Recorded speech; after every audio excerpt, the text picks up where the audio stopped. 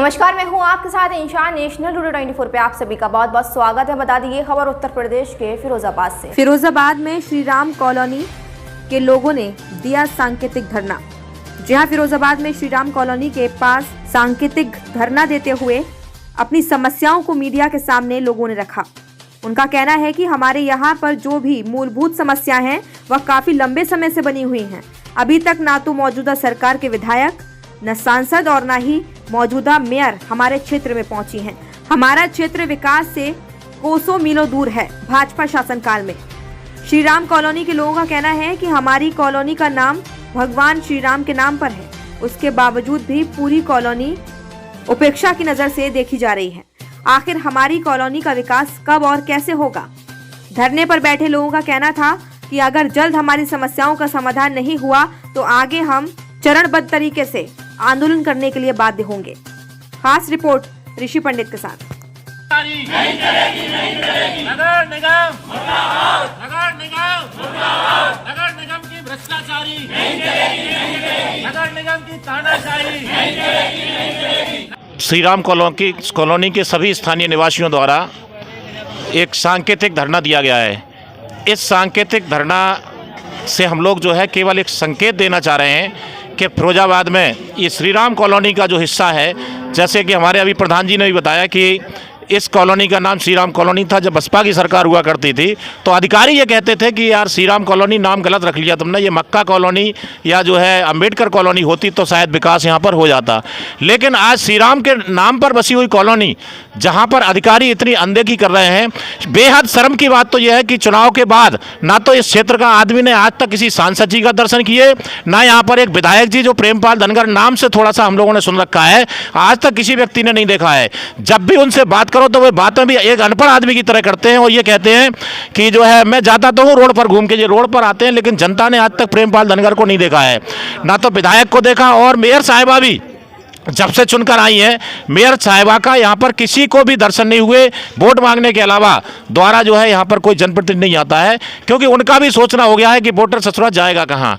ये हालत हो चुकी है, कीचड़ में हम लोगों को घुटनों घुटनों पानी में निकलना पड़ता है। महिलाएं निकलती हैं, पूजा पाठ कोई नहीं कर पा रहा है, बेहद दर्दनाक स्थिति है।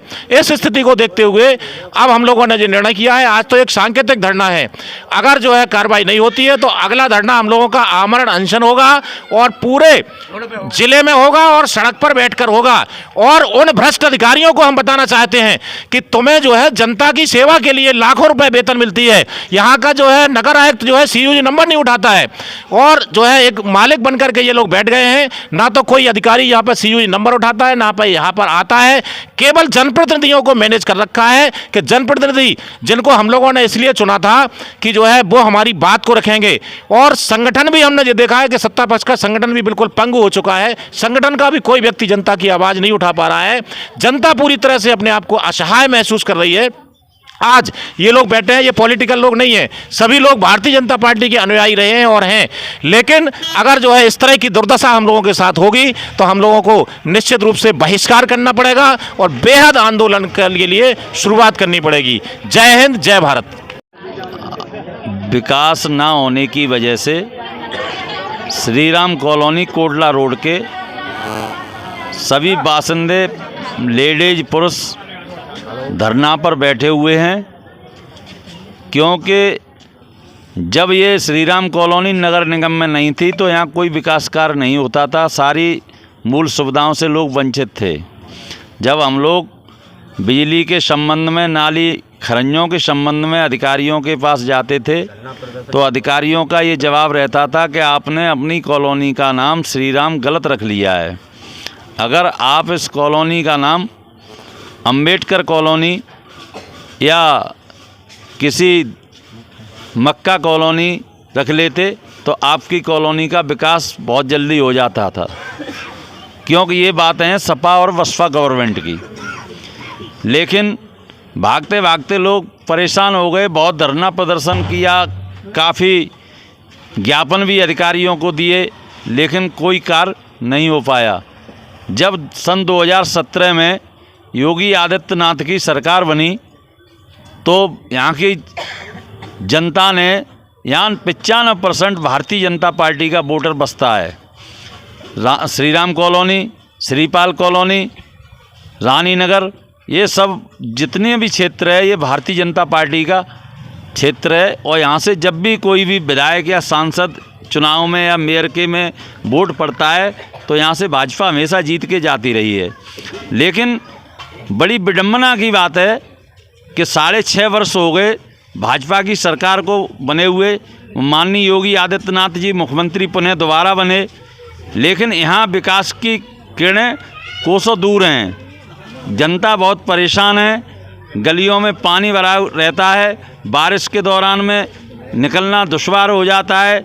यहाँ तक है कि पूजा करने के लिए महिलाएं तक नहीं निकल पाती हैं और बच्चे स्कूल जाने के लिए बहुत इधर उधर घूम के जाते हैं, खाली खेतों की तरफ होकर के जाते हैं, मेड़ों पे होकर के जाते हैं। किसी बच्चे को कोई शर्फ काट ले या कोई घटना बन जाए, लेकिन यहाँ के लोग कतई सुनवाई नहीं करते जनप्रतिनिधि।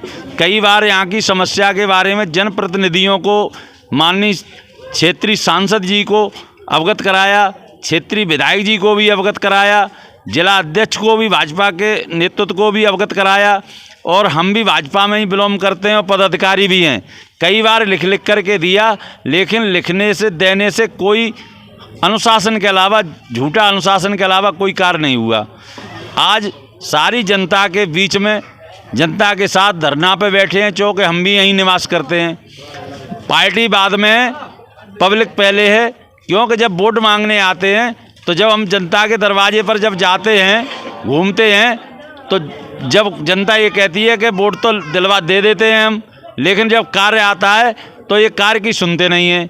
तो इसलिए आज मजबूरन होकर के हमें इस जनता के साथ धरना पे बैठना पड़ रहा है। और बड़ी विडंबना की बात है कि भारतीय जनता पार्टी के वोटर और सपोर्टर और कार्यकर्ता होने के बावजूद भी हमें धरना पे बैठना पड़ रहा है। और इन अधिकारियों पर, अधिकारी तो छोड़िए, फिरोजाबाद के जनप्रतिनिधियों के कानों में जू नहीं रेंक रही है। इनको शर्म आनी चाहिए कि कल चुनाव फिर 2024 का आ रहा है, तुम क्या मुँह लेकर के वोट मांगने आओगे।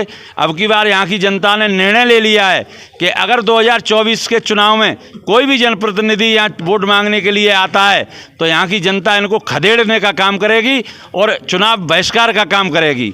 क्यों कि जब 2017 से सरकार बनी है अब तक काम नहीं हो पा रहा है।